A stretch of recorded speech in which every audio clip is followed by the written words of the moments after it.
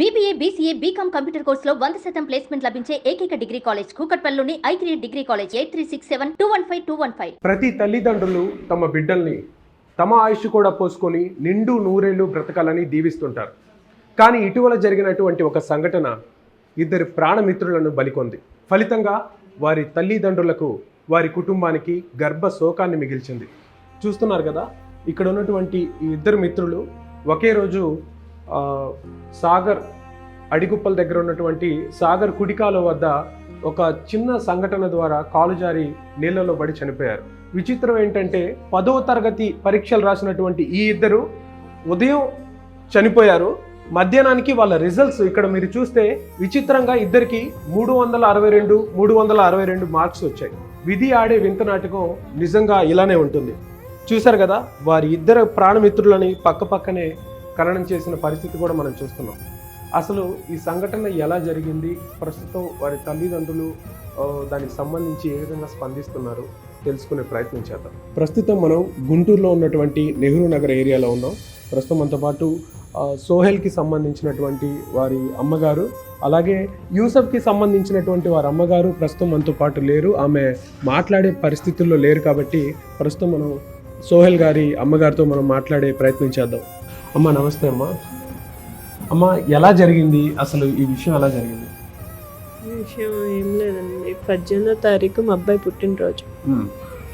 16వ తారీఖునే నాతో పాటు వచ్చేసాడు మా బాబు. శ్రీరామనవమి ముందు రోజే వచ్చేసాడు నా బాబు. నేనే తీసుకెళ్ళాను. అట్లా నేను అడిగాను, నాన్న అక్కడే చేసుకుందాం గుంటూరులో బర్త్డే అంటే, వద్దమ్మా అడిగప్పలో నా ఫ్రెండ్స్ అందరూ నన్ను భోజనానికి పిలిచారమ్మా, భోజనానికి పిలిచారు, వాళ్ళందరికీ నేను పెట్టాలమ్మా, నా చేత్తో వడ్డించి నీ చేత్తో వడ్డించి వాళ్ళందరూ పిలిపించి పెడదామమ్మా అన్నాడు. ఇంకేమొస్తారని వాళ్ళందరూ ఆడికి వస్తారు కదా అని, నా ఒక్కడి కోసం వాళ్ళు ఎందుకులేమ్మా నేనే వస్తానమ్మా అన్నాడు. సరే అని చెప్పి నేను పిల్లడిద్దరం బండి మీదే వెళ్ళిపోయాం ఊరికి.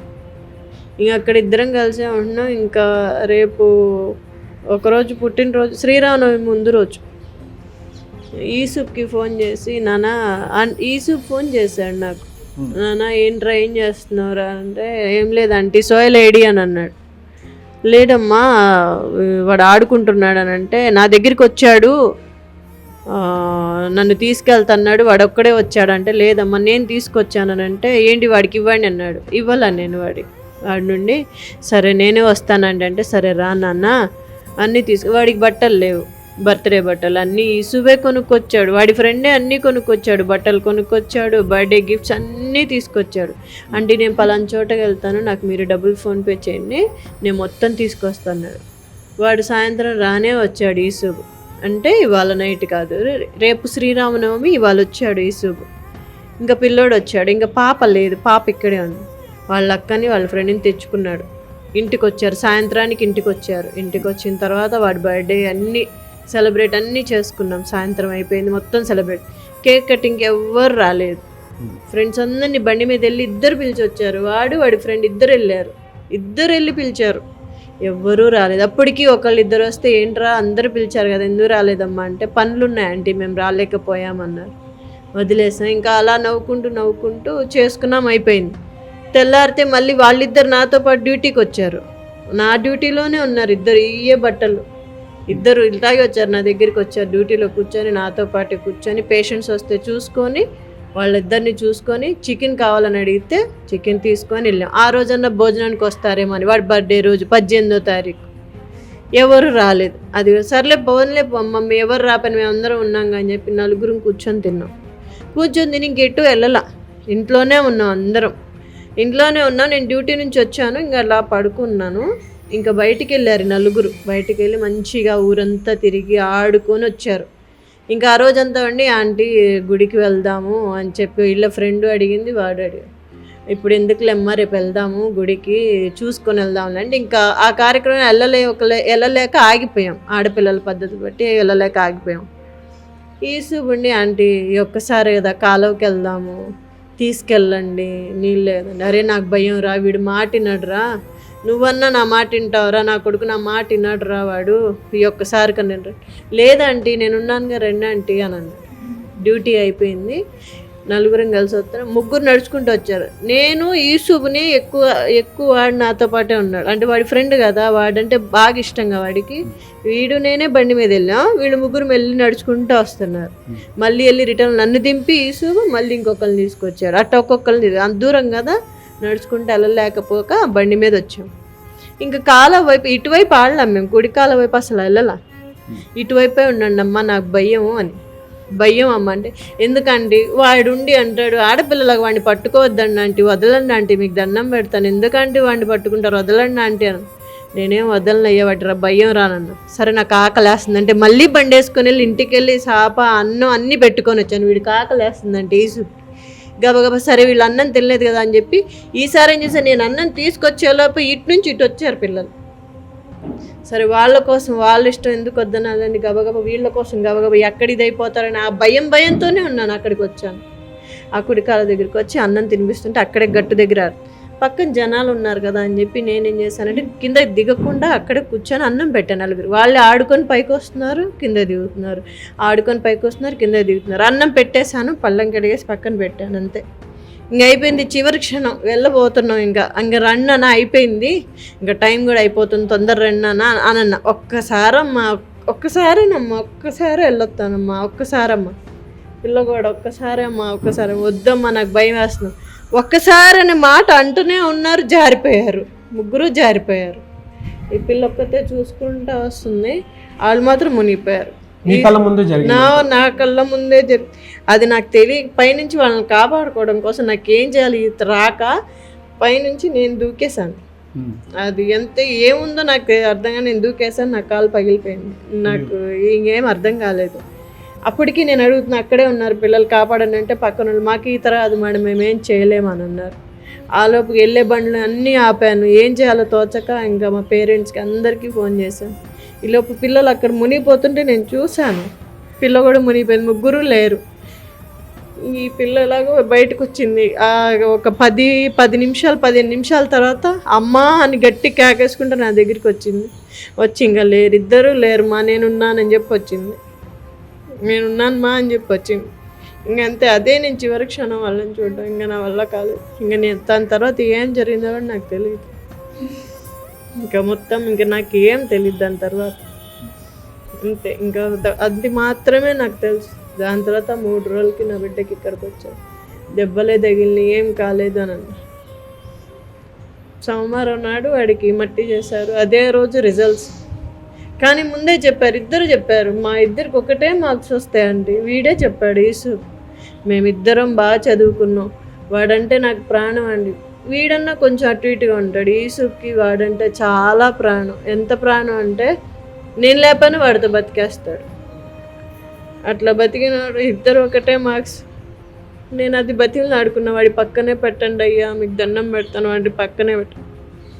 వీడి మొహం చూశాను కానీ వాడి మొహం నేను చూడలేకపోయాను. ఇప్పుడు కూడా నా బిడ్డ మొహం నాకు చూపించలేదు ఎవరు. మీ సొంత కొడుకు మొహం మీరు చూడలేదు? వీడి మొహం చూశాను, వాడి మొహం నేను చూడలేదు ఇప్పుడు కూడా. మిమ్మల్ని ఎవరు కాపాడారమ్మా? నేను నా స్పాట్ కనిపించేసరికి ఎవరో సతీష్ అంట లేపాను నన్ను పైకి. సో మీరు అలా బయటకు వచ్చేసారు. మీరు సోహల్కి ఏమవుతారండి? వాళ్ళ తాతయ్య గారినండి, నా కూతురు కొడుకు. ఆ అబ్బాయి నా కూతురు కొడుకు వాళ్ళ ఫ్రెండు. ముందుగా సుమన్ టీవీ వారికి 5 లక్షలు సర్ప్రైజ్ చేసే మహానీయులు సుమన్ టీవీ ప్రతి ఒక్కళ్ళ చేతుల్లో ఉంది.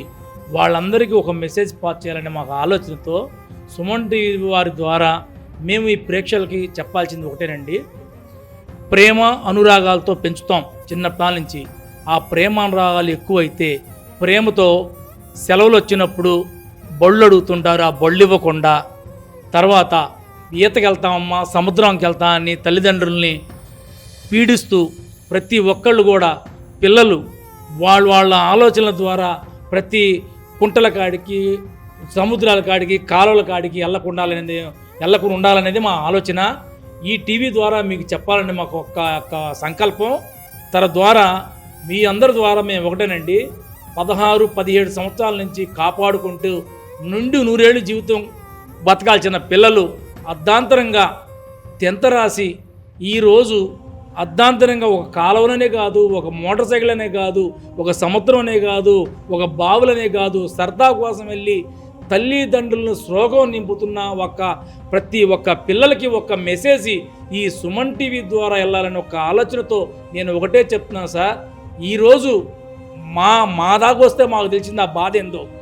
ఒక మనవడు పోతేనో, ఒక మనవడు ఫ్రెండ్ పోతేనో మా బాధతో చెప్తున్నామని కాదండి. ఒక్క మాట అర్థం చేసుకోండి.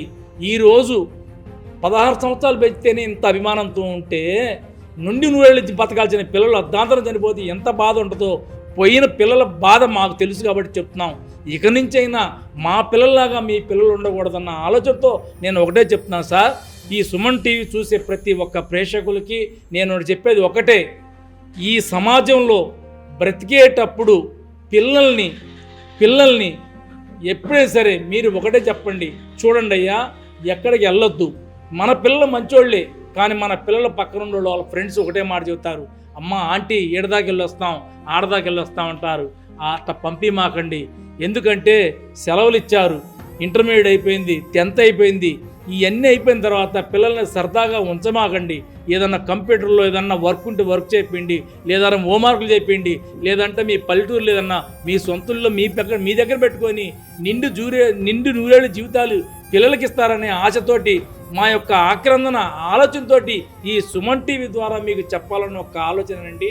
మాకు ఎడుగుడు పోయిన పిల్ల మనవడు రాడు, మీ పిల్లలన్నా కాపాడుకుంటారనే ఒక ఆలోచనతోటి ఈ టీవీ ద్వారా, ఈ సుమన్ టీవీ ద్వారా మీ అందరికీ ఒక మెసేజ్ పాస్ చేయాలన్న ఒక ఆలోచనతోటి గుండెల్లో ఇంత బండ పెట్టుకొని బాధతో చెప్తున్నాం.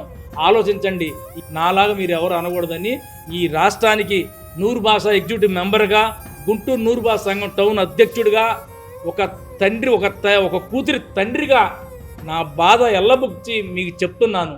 ఈ సుమన్ టీవీ ద్వారా ప్రతి ఒక్క ప్రేక్షకులు ఆలోచించి ఇప్పుడైనా పిల్లల్ని ఎక్కడ పంపిమాకండి, బళ్ళు మాకండి, సముద్రాలకు పంపిమాకండి, కాలాలకు పంపిమాకండి. చూశారు కదా, ఇది విషాదంగా ముగిసినటువంటి ఇద్దరి ప్రాణమిత్రుల కథ. వారి కుటుంబ శోకాన్ని కూడా మీరు చూశారు. ముఖ్యంగా వేసవి సెలవులు వస్తున్నాయి. తమ కుటుంబంలో జరిగినటువంటి ఈ విషాదం ఎవరి కుటుంబంలో జరగకూడదని ఆ తల్లిదండ్రులు, వారి కుటుంబ సభ్యులందరూ వేడుకుంటున్నారు. దయచేసి మీరు కూడా మీ పిల్లలు ఎటు వెళ్తున్నారు, ఎక్కడుంటున్నారు, ముఖ్యంగా వేసవి సెలవుల్లో ఏం చేస్తున్నారు అనేది కనిపెట్టుకొని అప్రమత్తంగా ఉండాలని కోరుకుంటూ కెమెరామెన్ కిరణ్తో శివరాజ్ శంకర్, సుమన్ టీవీ గుంటూరు.